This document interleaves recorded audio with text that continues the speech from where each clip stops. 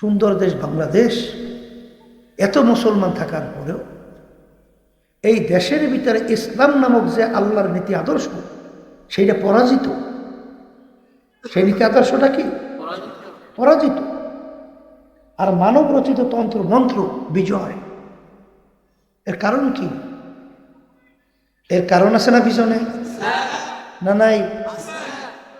আসলে মূল ব্যাপারটা হচ্ছে, দেখেন, বাংলাদেশের অর্থ যোগালদাতা কারা? যারা কৃষক, আমার ভাইরা, রিক্সাওয়ালা ভাইরা, আমার শ্রমিক ভাইরা, বিদেশে যত রেমিটেন্স পাঠায় বাংলাদেশে, এই টাকা দিয়েই তো বাংলাদেশ চলতেছে। কথা ঠিক কিনা? আমার এই ভাইরা বাংলাদেশে গেছে, বাংলাদেশ থেকে বিদেশে গেছে, এই রৌদ্রের ভিতরে পুল দিয়া চামড়া কালো হয়ে যায়।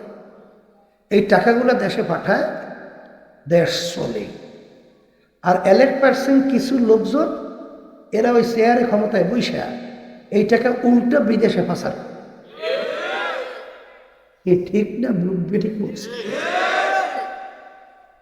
নাহলে দেখবেন এই 53 বছরে দেশ চালাইছে, 5 বারের মতো তাম দুনিয়ার ভিতরে দুর্নীতি চোরের দিক থেকে ফার্স্ট হয়েছে। হাসতাম সে মনে করছে 5 বার ফার্স্ট। আরো লাগবে, আরো শেষ নাই। আরো কি নাই? আর হুব্বুদ দুনিয়া রাসু কুল্লি খতিয়াতিন। আল্লাহ রাসূল সাল্লাল্লাহু আলাইহি ওয়াসাল্লাম কি বলছেন? সমস্ত গুনার মূল কি? এই যে দেখেন, একটা মানুষ আর এক মানুষকে মাইরে ফেলায়, এর চেয়ে ভয়াবহ, জঘন্য, কঠিন আর কিছু আছে? বলেন আছে? তাই ক্ষমতায় থাকতে যাইয়া হাজার হাজার মানুষ পাখির মতো গুলি করে মারে। এখনো মানুষ না কুত্তার চেয়েও খারাপ, শুয়ারের চেয়েও খারাপ।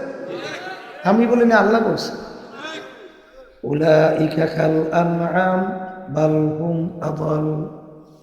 অন্য আয়াতে আল্লাহ বলেন, শাররুল বারিয়া, এক শ্রেণীর মানুষ সবচেয়ে আমার মাখলুকাতের ভিতরে নিকৃষ্ট, যেই মাখলুকের নাম হলো শূকর।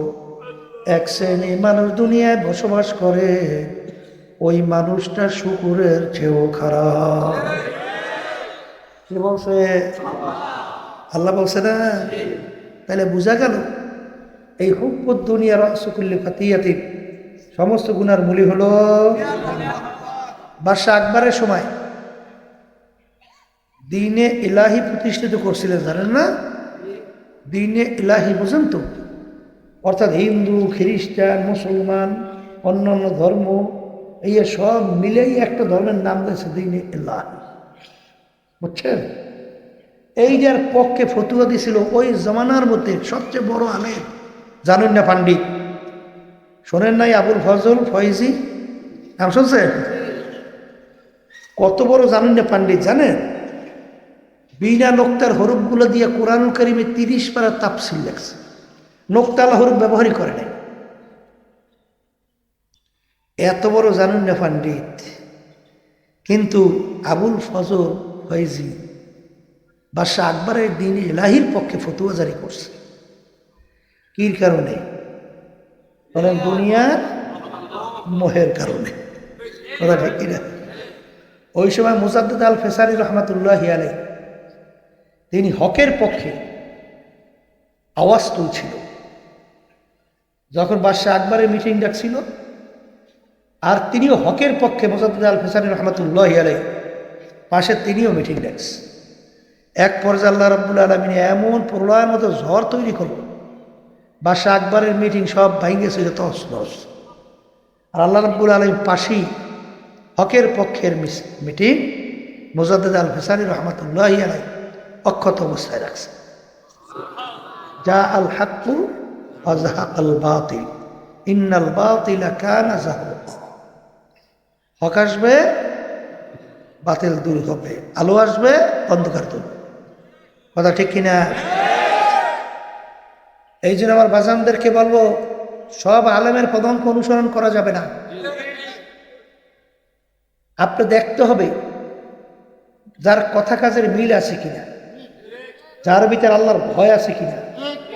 কারণ অনেক সময় আমরা বয়ান করে, আল্লাহ মাফ করুক আমাকে সবাইকে, কিন্তু বয়ান অনুযায়ী নিজের ভিতরে আমল নেই। কাবুরা মাকতান ইনদাল্লাহি আন তাকুলু মা লা তাফআলুন।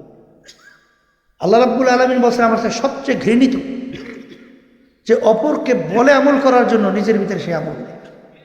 এটা আমার কাছে সবচেয়ে ঘৃণিত কথা, ঠিক কিনা? এই জন্য আমার বাজানদেরকে বলবো, পর্দা আলে মা বোনরা যারা শুনতেছেন, শোনেন, দুনিয়া কিন্তু ক্ষণস্থায়ী। দুনিয়া কিন্তু শান্তির জায়গা না। দুনিয়া কেউ থাকতে পারে না, কেউ কোনোদিন পারবে না।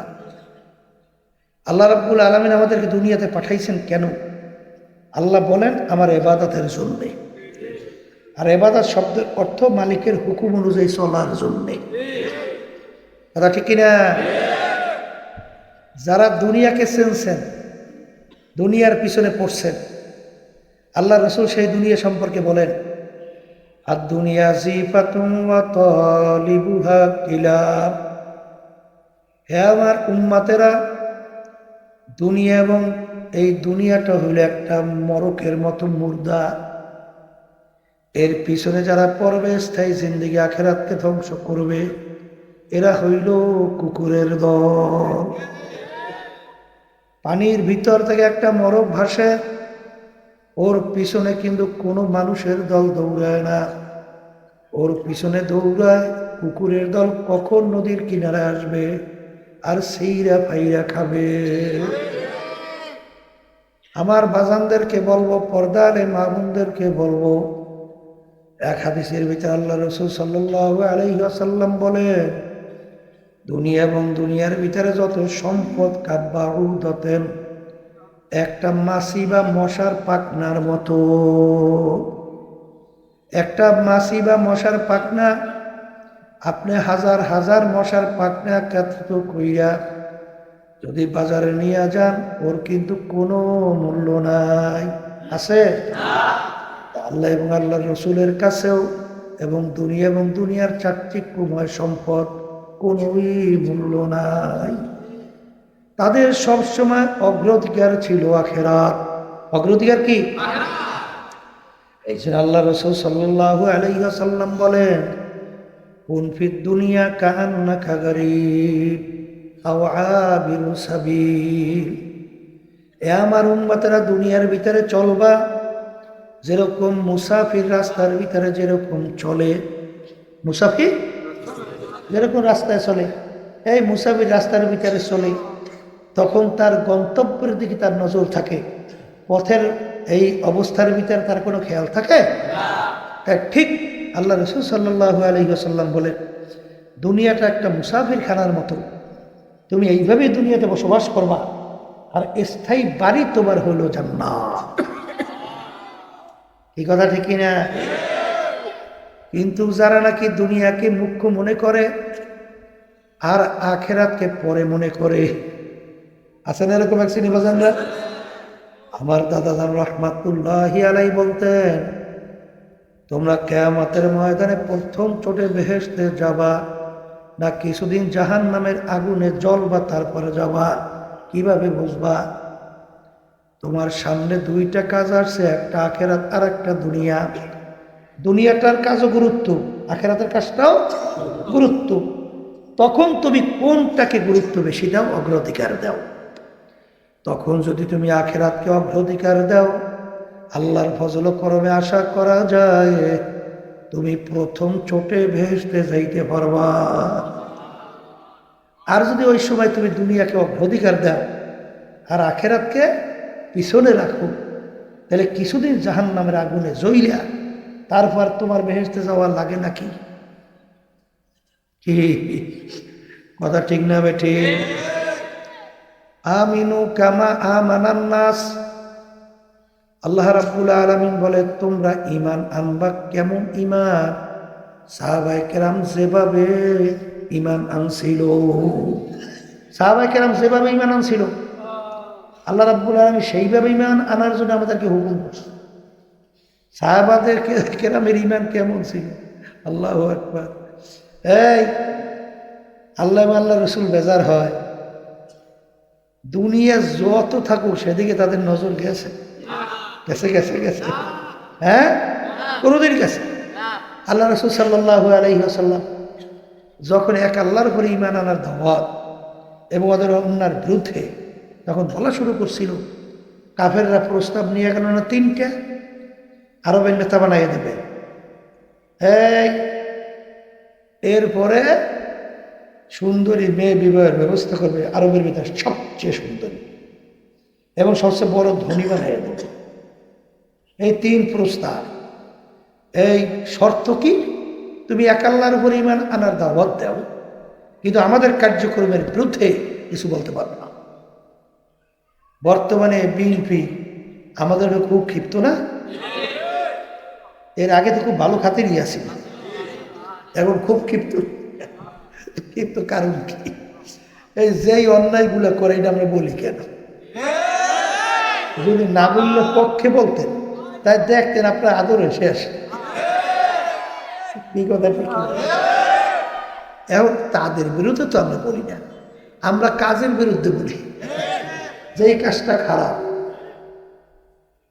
যেই কাজটা কি, সেই কাজটা আমরা বলবো না? না বলবো না? এই সাদাবাজি কি ভালো? হ্যাঁ, হায় হায়, এটা বন্ধ করার জন্য আমরা বলবো না?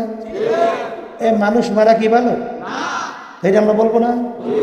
এই যে মিথ্যা কেস দিয়ে লক্ষ লক্ষ মানুষ অনার্থক হয়রানি এবং কেস বাণিজ্য বোঝেন তো? কেস দিয়া এইবার টাকা নেয়, নাম কাটে। আরে আফসোস, আমি গেছিলাম সেই খাগড়াছড়ি নাম শুনছে? ওই যে পার্বত্য, সেখানে আমাদের এক দায়িত্বশীল বলতেছে, হুজুর 6 মাস জেল খাইতে বেরিয়েছ। কি ব্যাপার? বলে হুজুর ওই 5ই আগস্টের পরে একটা কেসের নথিতে প্রায় 1100-র মতো আসামি বানাইছে, প্রায় 1100-র মতো বানাই। ওই আসামির থেকে টাকা নেয়, নাম কাটে, টাকা নেয়, নাম কাটে। আমার কাছে 40,000 টাকা চাইছে। আমার কাছে হুজুর টাকা মানে আমি দেই নেই, একটা টাকা না দেওয়ার অপরাধী। আমার 6 মাস জেল খেটে এবার বের হইতে হয়েছে। আচ্ছা বলেন তো, এই দেশের ভিতরে কোনো মানুষ বসবাস করতে পারে? এইটা আমরা বলবো না? না বলবো না? বলবো? কার গায়ে যাইয়ে পড়ছে কিনা? যেই কাজ করছে হের গায়ে পড়ছে, আমরা কি করব? আমার করার কিছু আছে? যেই খারাপ কাজ করে তার যদি কথা বলার পর গায়ে লাগে, এটা আমরা কি করব? আওয়ামী লীগ যখন নাকি বিভিন্ন ধরনের অন্যায়, অবিচার, অত্যাচার বিভিন্ন ধরনের করছে, যখনই বলছি তখন বিভিন্ন সময় আমাদের কেন্দ্রীয় আরে ছাত্র আন্দোলনের সভাপতি সহ ওদেরকে নিয়ে যে অত্যাচার পিটেইছে, এই পিটারের কোনো শেষ নাই। এই যে অন্যায়গুলো বলবো না? হ্যাঁ, যদি না বলি, হাদিসের মধ্যে আসছে আসাকিতু আনিল হাক্কি ফাহুয়া শায়াতানুল আখরাস, যে হক কথা জানার পরে চুপ থাকবে ওটা গঙ্গা শয়তান। হ্যাঁ, আমাদেরকে গঙ্গা শয়তান হইতে বলে? হ্যাঁ, কথা বললেই যদি কেউ গায়ে পড়ে কি করবো? দেখা যায় একটু বসে যাবো কোথায়? তাহলে এরকম অন্যায় চলতে থাকবে না? পরিবর্তন দরকার আছে। আল্লাহ রাব্বুল আলামিন কোরআনে কারীমে কি বলছে? যে জাতি নিজেদের ভাগ্যের পরিবর্তন জাতি না ঘটায়, বলেন যে জাতি নিজেদের ভাগ্যের পরিবর্তন জাতি না ঘটায়, ওই জাতির ভাগ্যের পরিবর্তন আমি ঘটাই না। আমি বলছি না, আল্লাহ বলছে। তাহলে ভাগ্যের পরিবর্তন আমাদের চেষ্টা করতে হবে না? অনেকে তো আমাদেরকে গালাগালি করে, বিভিন্ন ধরনের বলে, কিন্তু আসলে ব্যাপারটা হচ্ছে কি, আল্লাহ বানাইছে ইবাদতের জন্য না? রাজনীতি করি তাও কিন্তু ইবাদতের জন্য। বলে হুজুর তা কেমন? 1987 সাল আর এখন চললে 1925 সাল, 2025 না? প্রায় 38 না 37 বছর না? একটা এমপিও কি আমাদের দলের ব্যানারে এমপি হয়েছে? কি আমাদের সুযোগ ছিল না? আওয়ামী লীগ এই সুযোগ দেয় নাই, বিএনপি চেষ্টা করে না। এই 2024 আমার সঙ্গে কি কথা হয়েছে আমি তো জানি, কথা বোঝেন নাই? এমনকি বিরোধী দল পর্যন্ত বানাইতে চাইছে, কিন্তু আল্লাহর রহমতে আমরা সেই পথে কি হাঁটছি? বরঞ্চ এই অন্যায়ের প্রতিবাদে জানের ঝুঁকি নিয়ে রাস্তায় নামছি।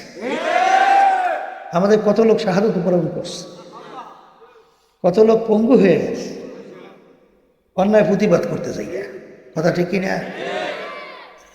কেউ মনে করিয়েন না যে ক্ষমতার মোহে এমপি মন্ত্রীদের জন্য এই কাম করি না, তাহলে অনেক আগেই সুযোগ ছিল। সম্পদ টাকার কোনো অভাব থাকে না, দেখা দৃষ্টিতে দুনিয়া, এবার সম্মানেরও কমতি নেই, কিন্তু অন্যায় প্রতিবাদ এটা মান রাআ মিনকুম মুনকারান ফালিয়ুগাইয়িরহু বিয়াদিহি ফাইল্লাম ইয়াস্তাতি' ফাবিলিসানিহি ফাইল্লাম ইয়াস্তাতি' ফাবিকলবিহি ওয়া যালিকা আযআফুল ঈমান। ঈমানের সাথে সম্পর্ক অন্যায় প্রতিবাদ, শক্তি থাকলে হাত দিয়ে ফিরাও, না থাকলে বুক দিয়ে বইরা ফিরাও, না থাকলে মনে মনে পরিকল্পনা করতে থাকো কিভাবে অন্যায়কে ফিরানো যায়। আল্লাহ রাসূল সাল্লাল্লাহু আলাইহি ওয়াসাল্লাম বলছেন এইটা হলো ঈমানের দুর্বল অবস্থা। ঈমানের সাথে সম্পর্ক এক শ্রেণী বাজানরা আছে, এই ফাসেকের বিভিন্ন ব্যাখ্যা তো আছে, যেগুলো অন্যায় করে, এই বিভিন্ন ধরনের এই মিথ্যা কথা বলে, জুলুম করে, খুন করে, এগুলো ফাসেক না? এই ফাসেকদের যখন প্রশংসা করা হয়, হাদিসের মধ্যে আছে আল্লাহর আরশ থরথর করে কাঁপতে থাকে। কি করতেছেন? এই জন্য আমার বাজানদেরকে বলবো, পর্দা আলে মা বোনরা যারা শুনতেছেন, যেই হুব্বুদ দুনিয়ার আসকুল্লি খতিয়াতি, সমস্ত গুনার মূলই হলো এই দুনিয়ার মহব্বত, এই দুনিয়ার মোহ, পদ, সম্মান, টাকা। কথা ঠিক কিনা?